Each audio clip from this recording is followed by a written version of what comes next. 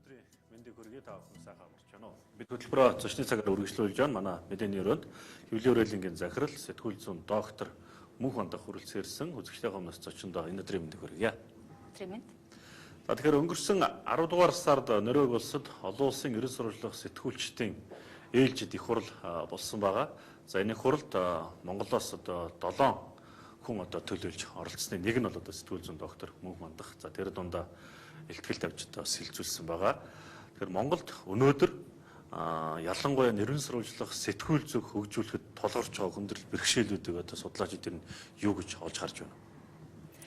За энэ хуралд Монголоос анх удаага оролцсон учраас олон улсын ерөн сурвалжлах сэтгүүлчид Монголын нөхцөл байдал тэнд ер нь ерөн сурвалжлах сэтгүүл зүг хөгжиж байгаа мó ямар бэрхшээл тулгарч байгаа гэдгийг бол маш их сонирхож ирсэн. Миний зүгээс Монголын талаар бие даасан салбар хуралдаанд илтгэл тавьсан нь бол маш их завшаантай зүйл болсон. Яагаад тэгэхээр Монголын нөхцөл байдал, Монголын сэтгүүл зүйд олон улсын анхаарлыг хандуулах, хамтран ажиллах боломжийг нээхэд бол энэ бас их чухал байсан гэж үзэж байгаа. Тэгэхээр ер нь бол ардчлалыг шинээр хөгжүүлж байгаа ядуу буурай улс оронд ерөн сурвалжлах сэтгүүл зүйг хөгжүүлэх нь угаасаа бол бэрхшээлтэй байдаг нь тодорхой.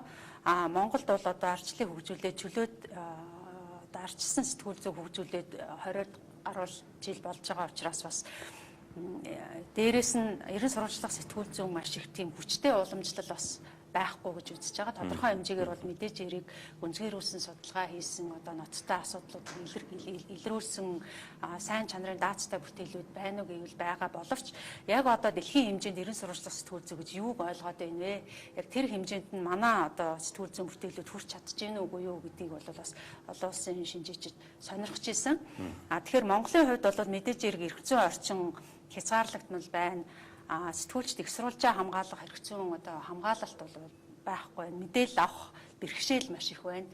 Нууцын тухай хууль бас мэдээлэл өөр олон хуулиудад зөрчилдөж байгаа. Гэх мэтийн ийм бэрхшээлүүд байгаа. За дээрэс нь ерөн сурвалжлах сэтгүүл зүйн боловсрал олгох байгууллагууд бол яг энэ ерөн сурвалжлах сэтгүүл зүйн сургалтыг зохион байгуулахад чанартай үр өгөөжтэй хийхэд бол бас багш нарын хувьд бол хөтөлбөр сургалтын материал ашиглах жишээ гэх мэтээс ихсүүлээд бол нэлээд их бэрхшээлтэй тулгарч байгаа. Гэхдээ Монголын хувьд бол итгэл найдвар юуг төрүүлээд байна вэ гэхээр нэгдүгээрт бол интернетийн хөгжил.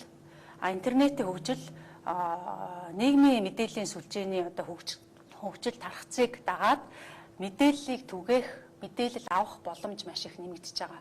Энэ нь юу гэсэн үг вэ гэхээр сэтгүүлчдэд болон ер нь бол иргэдэд мэдээлэл хараат бусаар түгээх, бусадтай хуваалцах, магадгүй бас нэг нэгнээс мэдээллийг нягтлах, иргэд ч гэсэн мэдээллийг нягтлахад бол тодорхой хэмжээний үүрэг гүйцэтгэх ийм боломж нэгдэж байгаа. За өөр нэг итгэл найдвар боломж гэх юм бол сэтгүүл зүг үнэхээр мэргэжлийн түвшинд хөгжүүлэх, сэтгүүлчдийн нэр хүндийг итгэл үнэмшлийг өндөрт өргөх юм шинэ залуу үеийн сэтгүүлчид шинээр бий болж байгаа гэж үзэж байгаа.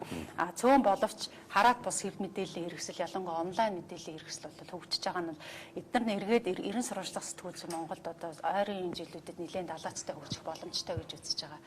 За хэвлэлийн хүрээлэнгийн зүгээс бол Deutsche Welle-ийн тусламжтайгаар ерөн сурвалжлах сэтгүүл зүйг хөгжүүлэх төслийг хэрэгжүүлж эхэлж байгаа.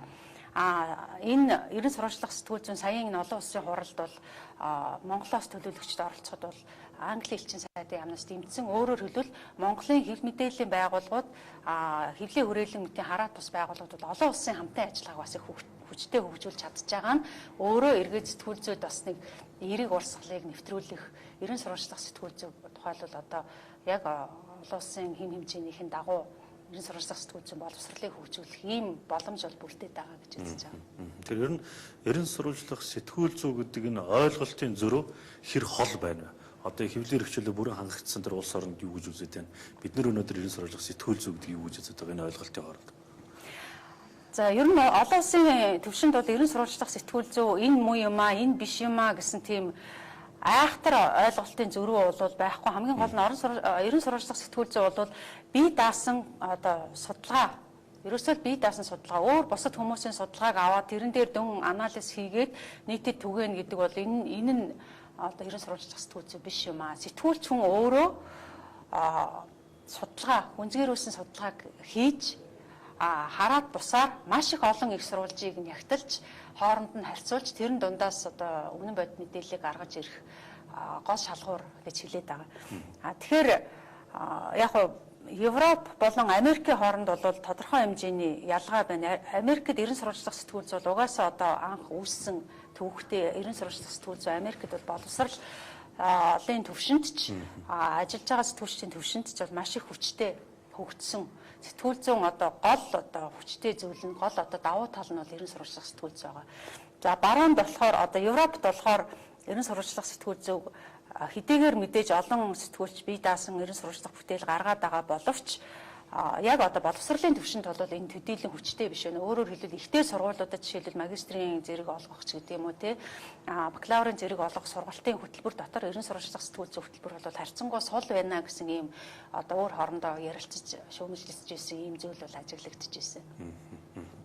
Хэвлэлийн өрөөллийн сургалтын байгууллагуудтай хамтарч ажилладаг. Тэгвэл манай нэгдэл сургуулиудад ерөн сурвалжлах сэтгүүл зүйн чиглэлээр бэлтгэж байгаа хөтөлбөр нь өөрөө хийсэн байна. Ихтэй сургуулийн багш нартай бид нар бас уулзаж ярилцж байгаа л да. Ер нь ерөн сурвалжлах сэтгүүл зүйн сургалтыг зохион байгуулахад багш нарт ямар хүндрэл бэрхшээл тулгараад байна вэ? Хамтраад ажиллах ямар боломж вэ? Цаашдаа яах вэ гэдэг ийм яриаг бол сүүлийн одоо 1 сарын дотор бол дор хаяж 2 удаа зохион байгуулсан байгаа. Тэгэхээр хөтөлбөр бол харьцангуй ерөнхийдөө бол мэдээж зэрэг сайжруулах шаардлага байгаа боловч хөтөлбөр бол байгаад байна. Хамгийн гол нь багш нарт ашиглах одоо гарын авлага монгол хэлээр бичсэн одоо гарын авлага ном жишээ дээрэс нь одоо стандарт хөтөлбөрийн дагуу ерөн сурвалжлах сэтгүүл зүйн заах одоо хугацаа маш бага. Ерөн сурвалжлах сэтгүүл зүйн үнэхээр хизээ хамгийн одоо үр бүтээлтэйгээр сургаж хэвшүүлж болох вэ гэхээр оюутнууд өөрсдөө тодорхой хэмжээний бүтээл гаргаж үзсэн. Ерөн сурвалжлах бүтээлийг яаж гаргах вэ гэдгийг одоо биеэрээ мэдэрч үзсэн тэр тохиолдолд сургалт маш их амжилттай байна. Гэтэл богинохон хугацаанд оюутнууд өөрсдөө гадуур яваа судалгаа хийгээд бүтээл гаргаад тэрийгэ магадгүй нийтэлж нэвтрүүлэх бол үнэндээ нэг талаар хугацаа бага байдаг. Нөгөө талаар бол бас угаасаа Монголд бас мэдээллийг олж авах нягтлах тэр боломж нь одоо хэцүү бэрхшээлтэй байдаг болохоор оюутнууд бол энээс одоо нэлийн тийм эмээх болгоомжлох гадагшаа гараад явхаар нөгөө байгууллагууд нь оюутнуудыг одоо юу гэдгийг дорд үзэхтэй сэтгүүлчтэй хандах оюутантай хандах бол мэдээж хэрэг ялгаатай болохоор эргээд энэ нь өөрснөө оюутнууд хүндрэлтэй байдаг гэх мэтийн ийм бэрхшээлүүдийг бол ярилцж байсан. Тэгээ цаашдаа бол ямар ч байсан ерөн сурвалжлах сэтгүүл зүйн хичээлийг зааж байгаа ихтэй сургуулийн багш нар бол ямар ч байсан нэгдэж нэгтэрч хамтарч ажиллах хэрэгтэй байна. Сургалтын материалуудаа өөр хоорондоо солилцож явах хэрэгтэй байна. Жишээ бүтээлүүдээ бас солилцож явах хэрэгтэй байна. Гэх мэт одоо хүчээ нэгтгэж хамтарч ажиллах юм бол хамаагүй л үр дүнтэй байх юм байна гэдэг ийм ярианд бол хүрээд байгаа л да. Тэгэхээр ерөн сурвалжлах сэтгүүл зүйг хөгжүүлэхэд тэр энэ харилцааг зохицуулж байгаа хуулийн орчин өөрөө маш их тодорхой байх хэрэгтэй бол. За одоо энэ хэвлэгчлэн хуулийн төсөл бол Батчин гишүүний ширээн дээр одоо нэлээд удажчлаа.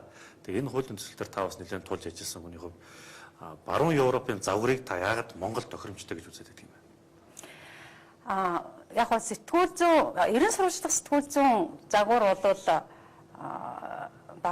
баруунд ч вэ, Америкт ч вэ, Монголд ч вэ ерөнхийдөө бол нэг л загвар өөрөөр хэлбэл одоо баримт нотлогоонд үндэслэн бие даасан судалгаа гэдэг агуулгаараа бол Монголын ерөн сурвалжлах сэтгүүл зүйн Америкийнх юм уу баруун Европ гэж бол тийм айхтар ялгаа бол байхгүй хэл та. Хууль эрх зүйн хувьд бол харин Европын одоо тогтолцоо, Европын хууль эрх зүйн орчин арай илүү Монгол тохирох юм болоо гэж би хувьдаа үзээд идэх гол шалтгаан нь бол Америкт хэвлэл мэдээллийн тогтолцоо анханасаа Европоос маш их ялгаатайгаар явагдсан. Америкт бол хэвлэл мэдээллийн хэрэгсэл анханасаа л бизнесийн одоо зорилго чиглэлээр хувийн хэвлэл мэдээллийн хэрэгсэл анх үүсч хөгжөөд зах зээлийн одоо өрсөлдөөнийг өрнүүлээд зах зээлийн дундаас одоо шалгархан шалгараад чадахгүй нэгэн дампуураад ингээд явсан байгаа. За зах зээл гэдэг маань нэг талаараа сайн боловч нөгөө талаараа сөрөг үр дагуулч байдаг. Жишээлбэл за тодорхой одоо үзэгчдийн зөвхөн хүссэн тэр зүйлийг дагаж хушуурах. Хүсээ дагаа тэр зүйлс нь болохоор ихэнхдээ зугаа цэнгээ спорт, хөнгөн одоо зүйлс альжаалаа тайлах, амрах, Соён гэгэрүүлэх талдаа биш гэсэн. соён гэгэрүүлэх талдаа, улс төрийн боловсрол олгох талдаа, одоо ардчлалын боловсрол олгох талдаа бол харьцангуй сул илүү одоо энтертейнмент чиглэл рүүгээ хазаацсан байдаг. Европт болохоор анханасаа одоо хэв мэдээллийн хэрэгсэл төрийн ихэнх орнуудад төрийн одоо эзэмшилд байж агаад дэлхийн 2 дугаар дайны дараа олон нийтийн статустай мэдээллийн хэрэгслийг хуулиар бий болгосон. Тэрнийхэн үүрэг нь болохоор зах зээлийн хөгжлийг баланслах. Өөрөөр хэлбэл одоо хэтэрхий нэг чиглэлд туйлшрахыг одоо урьдчилан сэргийлэх гэдэг юм уу те, хамгаалах, олон нийтийн эрх ашигыг хамгаалах, олон нийтийн сонирхож байгаа, хүсэж байгаа тэр зүйлээс гадна тэднэрт хэрэгцээтэй зүйлсийг өгөх. Нөгөө талаар бол хувийн хэв мэдээллийн хэрэгсэл хэдийгээр одоо хараат бус гэж байгаа боловч тодорхой хэмжээгээр одоо эзэдийн хөрөнгө оруулагчдын нөлөө их бага ямар нэг хэмжээгээр заавал байдаг учраас тэрийг баланслах, тэнцвэржүүлэх зорилгоор хуулиар олон нийтийн хэв мэдээллийн хэрэгслийг бий болгосон юм дуал системтэй Европын ихэнх орнуудад. Тэгэхээр бид нар бол одоо мэдээж хэрэг өөрснийхөө одоо улс орны онцлог хэрэгцээнд тохирсон тэр загварыг бий болгох, тэрэндээ бас мэдээж хэрэг эрх зүйн зохицуулалтаа харгалзаж хөгжүүлэх юм шаардлагатай байгаа бах. Миний бодлоор бол бас яг цэвэр тэр зах зээлийн одоо нэг зүйлийг дагаж хушуурсан тийм тогтолцооноос арай илүү олон нийтийн эрх ашигыг хамгаалсан, хуулиар хамгаалсан тодорхой хэмжээний тэнцвэрийг үүсгэж бий болгож идэг тийм тогтолцоонууд бол арай дээр юм болов уу гэж бодод байгаа. Америкт одоо жишээлбэл хэвлийн эрх чөлөөний одоо статус индикатороор нийт 200 гаруй орноос Америк бол 30 хэд дээр жигсэж идэг. Уул нь бидний ойлголтоор бол хамгийн л одоо эрхчлөөний орон гэж ойлгогддог боловч яг одоо хэвлийн эрхчлөөний индикатороор бол тэр хоогоор явж идгийн учир шалтгаан нь бол саяын энэ хэлсэн одоо бизнесийн нэг тал руу хазаасан. Жишээлбэл олон нийтийн телевиз бол олон нийтийн мэдээллийн хэрэгсэл Америкт байдаг боловч яг ийм одоо хуулиар бий болгосон олон нийтийн эрх ашигыг хамгаалах гэхээсээ илүү тодорхой одоо жижигхэн зах зээлийн нөхийг бөглөх одоо нөхөөс маягийн хэлбэрээр байдаг.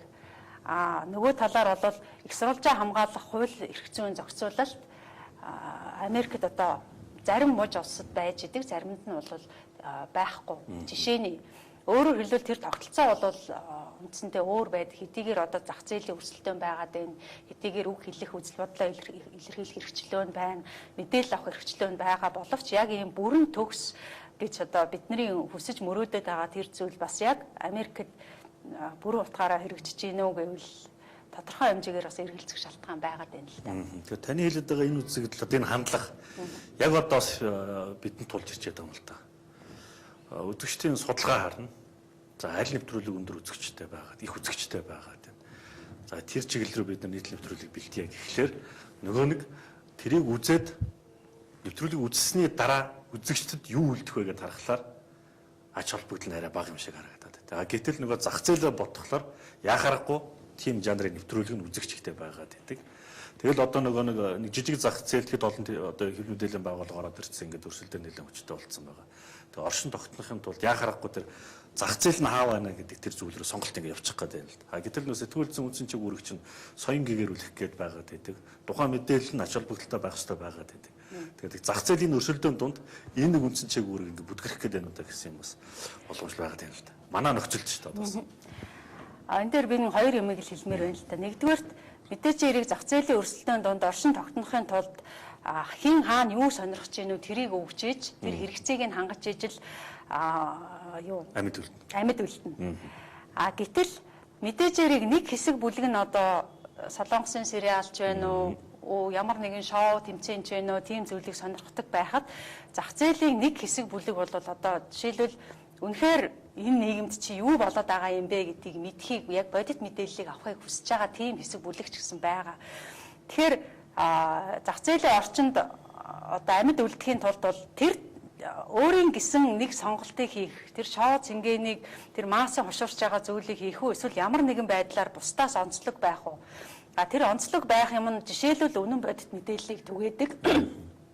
олон нийтийн одоо соён гэгээрүүлэх, боловсруулах, бодит одоо мэдээллийг өгдөг, тодорхой хэмжээний боловсрал олгодог ийм орон зай ч гэсэн Монгол байна уу гэвэл байгаа. Тэгэхээр тэр орон зайг бол бас нөхөх боломж нь ч гэсэндээ өнөөдөр байж лээ л гэж бодож байна л да. Нөгөө талаар ялангуяа ардчлалыг шинээр хөгжүүлж байгаа одоо Монгол шиг улс оронд бол иргэний боловсрал маш их чухал байгаа. Өнөөдөр иргэний боловсрал, ардчлалын боловсрал үнэхээр хүчтэй хөгжиж ийж иргэд өөрсдөө одоо эрх баригчдаас хариуцлага тооцдог. Юуны төлөө сонгоод, юу амлаад тэрэндээ хэн хөрөв гэдгийг бас нэг тодорхой хэмжээгээр хяналт тавьж идэг тийм одоо чадaltaй иргэд бий болох ёстой байгаад байгаа. Тэгэхээр энийгээ ч гэсэн бодолцох юм бол ер нь бол Монголд зах зээлийн утгаараач тэр үнэхээр одоо хөгжлийн хэрэгцээ шаардлагаараач тэр энэ иргэний боловсрал олгох, ардчлалын боловсрал олгох, бодит мэдээллийг түгээх, ихтгэл үнэмшилтэй байх тэр орон зай бол ер нь байгаа ах л гэж бодож байна. Тэгэхдээ энэ технологийн хөгжил дэвшил хамгийн хүчтэй мэдрэгдэж нөлөөлж байгаа одоо салбар бол сэтгүүл зүйн салбар гэдэгт та санал нийлэх баг. Тэгээ энэ технологийн хөгжил дэвшлийг дагаад дата сэтгүүл зүй гэдэг юм ойлголт бас гарч ирээд байна л да. Тэгэхээр энэ шинэ ойлголт гэж одоо хэлж болох баг. Энэ ойлголтын талаар нэг мэдээлэл өгөх. Дата сэтгүүл зүй бол одоо дэлхийн хэмжээнд сэтгүүл зүйн одоо хамгийн том одоо чиг хандлага, хамгийн гол чиг хандлага болчиход энэ л да. Саяын ерөн сурвалжлах сэтгүүл зүйн 9-р их хурал дээр ч гэсэн хамгийн гол сэдв, хамгийн их олон хүн хулшуурж оролцож исэн тэр салбар хуралдаанууд бол үндсэндээ дата сэтгүүл зүйтэй холбоотой байсан. Тэгэхээр дата сэтгүүл зүй гэдэг маань юу юм бэ? Өмнө нь одоо байгаагүй одоо цоошин гараад ирсэн зүйл юм уу гэвэл үгүй юм бэ. Өмнө нь ч гэсэн дата сэтгүүл зүй байсан. Бүр анх 1854 онд Лондонд нэг одоо тахлын өвчин гарч илтээ холоор тухайн үед бол нянгийн одоо энэ өвчин бол нянгаар дамждаг юм а гэдгийг мэдэхгүй агаараар ямар нэгэн байдлаар одоо энэ өвчин тархдаг гэдэг ойлголттой байхад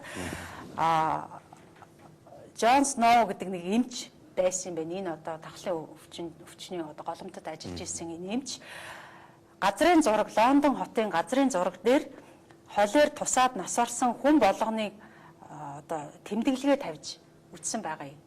За тэгээд тэр тэмдэглэгээнээс харахад тэр Лондон хотын төвд байсан одоо нэг худаг орчмыг одоо тэр худгийн тойронд бол хамгийн их олон хүн холероор нас орсон байсан тогтоогдож ирсэн. Өөрөөр хэлбэл ингээд мэдээллийг, баримт мэдээллийг хэрвээ одоо зохих шаардлагын дагуу анализ хийж үзэх юм бол тэн дээрээс бол маш их мэдээлэл харагддаг. Тэр нь өөрөө эргээд бол бас тодорхой хэмжээний одоо ямар нэгэн одоо болж бүтэхгүй зүйл болохоос нь өмнө урьдчилан сэргийлэх юм уу, нийтийн харахгүй байгаа тэр зүйлийг ил болгож өгөх тийм боломжтой гэдгийг бол анх удаа харуулсан байдгийн байлээ. Ер нь одоо бол дата сэтгүүл зүй яагаад маш их хүчтэй хөгжиж байгаа юм бэ гэхээр нэгдүгээрт мэдээллийг одоо цахим хэлбэрээр авах боломж бол эрс нэмэгдсэн. Цахим хэлбэрээр авна гэдэг маань бол их хэмжээний мэдээллийг компьютерийн тусламжтайгаар одоо задлан шинжлэх, анализ хийх, харьцуулах, газрын зураг дээр байршуулад харах, өөр одоо янз бүрийн хэлбэрээр анализ хийх боломжтой болоод байгаа. Энэ өөрөө технологийн хөгжил нь өөрөө эргээд энэ дата сэтгүүл зүй бий болгож байгаа. Дата сэтгүүл зүй гэдэг маань бол зүгээр л нэг одоо тоо, дата гэдэг маань бол зөвхөн тоо биш шүү дээ. Олон төрлийн маш их олон янзын баримт, хөдөлшгүй баримтыг одоо өөр хооронд нь харьцуулж үзэх, ангилж үзэх, гүнзгийрүүлэн судлах, алдааг онох, одоо зураглах гэх мэт ийм аргаар мэдээлэл анализ хийгээд эргээд энэн дээр энэгүүрээ түүхийг өгүүлэх. Зүгээр нэг одоо тоо харуулах биш, дата сэтгүүл зүй бол бас нэг юм тодорхой хэмжээний ийм юм болж байна, ийм юм болоод өнгөрлөө гэдэг түүхийг харуулж байдаг. Энэ одоо өөрөөр хэлбэл олон нийтэд бас сонирхолтой байх ёстой. За Монголд бол дата сэтгүүл зүй тодорхой хэмжээгээр хөгжиж гинэ үү гэвэл хөгжиж л энэ инфографик гэдэг манад бол одоо түгээмэл болцсон. Бараг л өдөр тутмын сонин сайтууд ер нь нэлээд түгээмэл болцсон. Тоог одоо илүү ойлгомжтой сайхан олон өнгөтэй ийм энгийн хүнд ойлгомжтой байдлаар харуулах ийм зүйл нь бол хөгжөөд байгаа боловч энэ инфографик бол дата сэтгүүл зүйн зөвхөн өнгөн тал нь, өнгөн одоо хэрэглээ тал нь Өшөө тийм гүнзгийрүүлсэн одоо тоо мэдээллийг ч өөр бусад баримтуудыг цуглуулад өөр хооронд нь харьцуулах, зураглах тэр зүйл бол одоохондоо бас тийм сайн хүчтэй хөгжиж чадаагүй байгаа. Одоо жишээлбэл мэдээллийн эрхчлөөний тухай хууль, шилэн дансны тухай хууль гэх мэт одоо олон янз бүрийн маргаан дагуулж байгаа боловч энэ нь бол тодорхой хэмжээгээр бол мэдээллийг ил тод байлгахад болгоход бол маш их чухал үүрэгтэй байгаа. Энэ дээр хамгийн гол нь сэтгүүлчд бол маш их одоо ажиллах хэрэгтэй бол маань анализ хийх, хэн хаана ямар мэдээлэл гаргаад байна уу, ямар мэдээлэл нь алдаатай байна уу, ямар мэдээлэл нь дутуу байна уу, гарч байгаа тоо мэдээллүүд нь юу хэлээд байна уу, юу нь одоо ямарваа нэгэн тийм логик дэс дараалалгүй болцоод байна уу гэх мэтийн энэ анализыг хийх нь өөрөө одоо бие даасан сэтгүүл зүйн төрөл шахан болцоод байна. Орчин үеийн хэв мэдээллийн хэрэгслүүд өнөөдөр ерөн сурвалжлах сэтгүүл зүйн баг гэхээс илүү дата анализын баг гэдэг албан нэгж буюу редакцтай болж байгаа.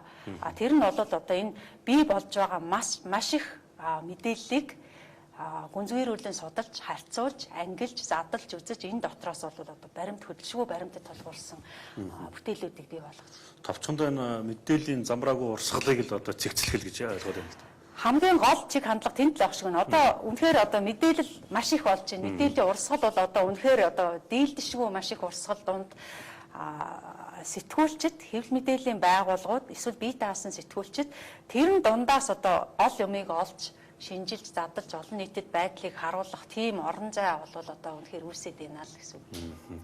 Жишээ татъя л та. За олон нийтийн сүлжээгээр айхтар шуугантай нэг мэдээлэл гараа явчихдаг. Үнэн худал мэдэгдэхгүй. Тэгээд нэг хүнээс нөгөөд ингээд дамжигдаад ингээд нэлээд газар авчдаг. Тэр дунд сэтгүүлч хүн өөрөө тэрийг дамжуулаад түгээгээд дунд нэвцсэн. Тэгээд ингэхлээр нөгөө үнэн гэдэг юм нэрээсээ ингээд асарчаад байгаа юм. Тэгэхээр яг ийм цаг үед хамгийн хэрэгтэй зүйл бол одоо дата сэтгүүл зүй болчиход байна даа. Тийм. Ийм цаг үед дата сэтгүүл зүй болон ерөн сурвалжлах сэтгүүл зүй хамгийн чухал хэрэгтэй болчиход байна л да. Үнэхээр хүн болгон одоо фэйсбүүкээр ч твиттерээр ч өөр ямар нэгэн сүлжээгээр сэтгүүл зүйнч бай, хувийнч бай, янз бүрийн олон төрлийн мэдээллийг түгээгээд агаад энэ нь бол нэг талаар иргэдэд өөрсөнд нь ч гэсэн тодорхой хэмжээний мэдээлэл авахд бол ийм туслалцаатай одоо дэмтэл байгаа.